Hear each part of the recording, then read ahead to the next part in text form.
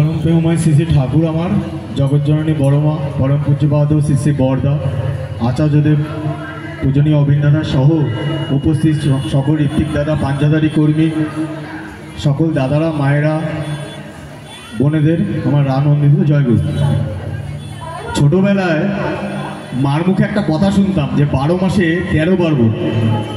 আর আমরা যারা ঠাকুরকে নিয়ে চলি আমাদের মনে হয় কি 12 মাসে 12 মাসই পার্বণ, তাই না দাদারা মায়েরা?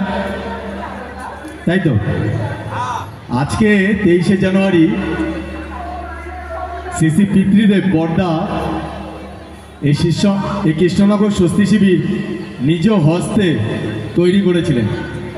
এটা তথা ভারতবর্ষ তথা পৃথিবীর বুকে একটা আইকন।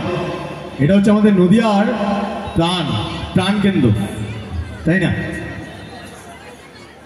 শ্রী শ্রী পিতৃদেব 5টা 25 মিনিট প্রার্থনা শেষ ষোড়শী ভবনে বসে আছেন। এক দাদা গেছেন, তার নাম ভোলানাথ সরকার, 19 থেকে 20 বছর বয়স। ওখানে উপস্থিত ছিলেন দেববর্মন দা ও জিতেন দা। ভোলানাথ দা ঠাকুরের ইষ্ট কাজ করতে চায়, সেটা জিতেন দা এবং দেবেন দাকে বলেছিলেন। তো এখন শুধু পিতৃদেবের অনুমতি পেলেই কাজটা তিনি শুরু করতে পারেন। তা যথারীতি ভোলানাথ দা পিতৃদেবের কাছে গিয়ে উপস্থিত হলেন, প্রণাম করলেন এবং শ্রী শ্রী পিতৃদেবকে বলছেন যাকে দাদা আমি ইষ্ট কাজ করতে চাই। তো শ্রী শ্রী পিতৃদেব বলছেন আগে তুই একটা হাতে চিঠি লেগে আমার কাছে দে। জিতেন দাকে বললেন।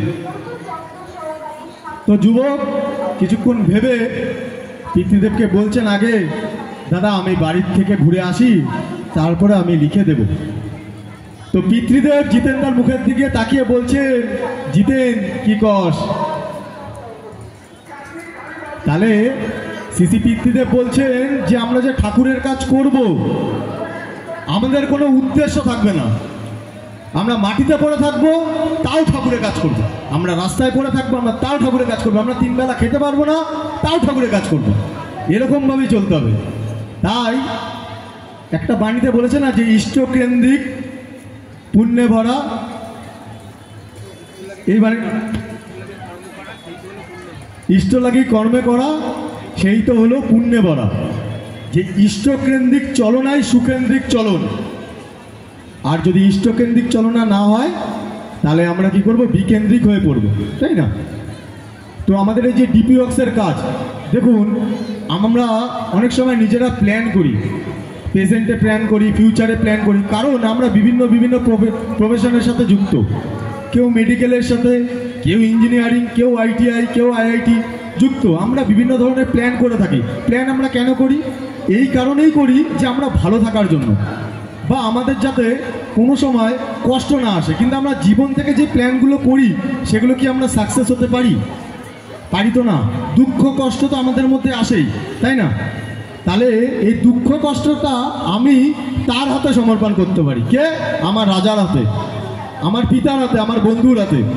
আমরা আচার্যদেব এক জায়গায় বলছেন যে আমরা যদি ঠাকুরকে ওই মূর্তির মধ্যে, ওই মন্দিরের মধ্যে খুঁজতে যাই তাহলে আমাদের ফল কিচ্ছু হবে না, নিষ্ফল, তাই না? ঠাকুর আমার ভিতরে রয়েছে। হে পরম পিতা, হে রাজা, হে পিতা, হে বন্ধু, তুমি আমার সব কিছু। আমি তোমাকে যেমন ভালো কথাও বলি, সেরকম আমি তোমাকে সকালবেলা যে খারাপ মনে জিনিস আসে প্রভু আমি তোমার কাছে সেগুলো অর্পণ করি, কারণ তুমি হচ্ছে চিরন্তন। এই পৃথিবী যতদিন থাকবে ততদিন ঠাকুর শ্রী শ্রী অনুকূল চন্দ্রের চিরন্তন ঈশ্বর প্রসঙ্গে, এবং তিনি সকলের মাঝখানে থাকবেন। কিন্তু আপনি ভেবে দেখুন, আমরা যখন ছোটবেলার থেকে মানুষ হয়েছি তখন আমি বাবা মার থেকে বড় হয়েছি। শেষ বয়সে একটা সময়ের পর আমার বউ থাকবে, কিন্তু লাস্ট জীবনে কিন্তু এমন একজন পিতা আছে, এমন একজন রাজা আছে যিনি আমার সঙ্গে ছিল, থাকবে এবং আজীবন থাকবে, সুখের সাথে আনন্দের সাথে। কোনো দুঃখ আমাকে স্পর্শ করবে না। সেটা হচ্ছে পরম প্রেমময় শ্রী ঠাকুর অনুকূলচন্দ্র, তাই না? আচার্যদেবকে আমরা সবাই যাই আচার্যদেবের কাছে কি নিবেদন করার জন্য, কিন্তু আমরা ভেবে দেখি যে তার জীবনেও তো দুঃখ আছে, তার জীবনেও তো কষ্ট আছে, তিনি কেন আনন্দ করে দিচ্ছেন? আমরা আচার্যদেব বলি, কেন বলি? তিনি প্রতিটা মুহূর্তে আচরণ, কর্মে, বাক্যে দেখিয়ে দিচ্ছে যে আমাদের প্রতিনিয়ত কেমনভাবে চলতে হবে, কেমন তরভাবে চলতে হবে, তাই না? তো তিনি সবাইকে বলছেন যে আপনারা আনন্দে থাকবেন। আমি ওই অন্ধকার অন্ধকার বলে পিছনের দিকে ফিরে যাব না, কারণ আমার কাছে আমার রাজা আছে, যেটা আমার কাছে সবচেয়ে দামি। পৃথিবীর শ্রেষ্ঠতম পুরুষ হচ্ছে ঠাকুর শ্রী অনুকূল চন্দ্র, তাই না?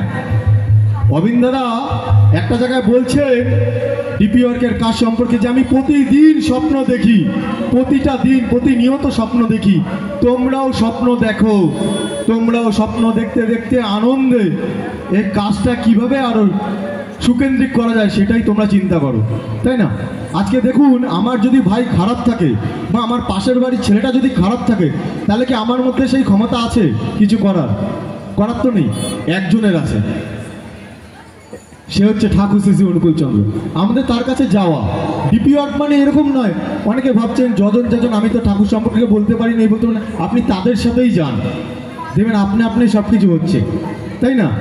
ভেবে দেখুন তো যে আমরা যে যারা বসে আছি তারাও আনন্দ করছি ঠাকুরকে নিয়ে, যারা নাচ করছি তারাও আনন্দ করছি, যারা গান করছি, যারা ইষ্ট প্রসঙ্গ করছে, যারা আনন্দবাজারের প্রসাদ গ্রহণ করছে, সবাই তো আমরা আনন্দ করতে এসেছি, তাই না? তাহলে আমাদের কি আনন্দ করাটাই জীবন, এটাই ঠাকুর চেয়েছিলেন। তাহলে আমাদের ঠাকুরের কাজ করতে গেলে কি করতে হবে? সবসময় আনন্দে থাকতে হবে, আর তার সাথে সবাইকে যোগাযোগ রাখতে হবে। লাস্ট একটা কথা বলে শেষ করব। অবিন্দাদা একটা কথা বলেন যে जो चीज हम छोड़ सकते हैं, जो गाड़ी भी हो, पैसा भी हो, दौलत भी हो, जो भी है वही हमको मिलेगा। আর অবিন্দাদা এই কথাটা বলেন যে আমরা সবাই ঠাকুরকে ভালোবাসি, কিন্তু ভালোবাসা কিভাবে প্রকাশ পাওয়া যায়? কর্মের মাধ্যম দিয়ে। মুখে ভালোবাসি তো সবাই বলে, কিন্তু অবিন্দাদা বলছেন যে কর্ম করতে করতে তাকে ভালোবাসতে হবে, তাই না? সবাই ভালো থাকবেন, সবাই আনন্দে থাকবেন, সবাই সুখে থাকবেন, সবাই ঠাকুরকে নিয়ে চলবেন। আর একটা জিনিস, কেউ ভয় পাবেন না যে আপনি একা যাচ্ছেন, আপনার সাথে আপনার পিতা যাচ্ছে তো, তাই না? জয় গুরু।